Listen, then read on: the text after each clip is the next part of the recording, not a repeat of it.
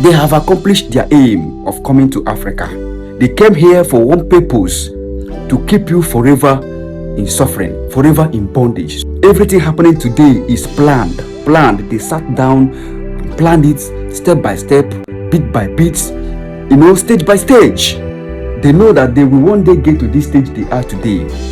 And that is why I told you that it is a mission accomplished.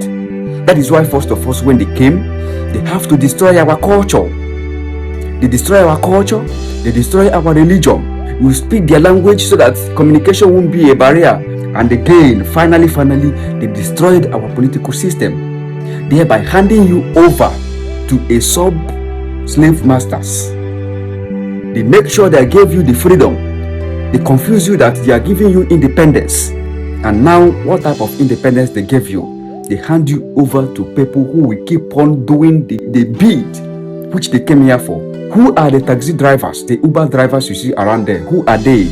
They are the Africans. Who are the people washing toilet over there? They are the Africans. Who are the people doing all sorts of menial job over there? They are our people. My brother, I want you to understand that whatever that happened then is still happening today. And never you blame our ancestors, our fathers for not resisting them then, because today, how are you resisting them? Before you blame your fathers for allowing these people to make use of them anyhow they want, what are you doing today? What are you doing now?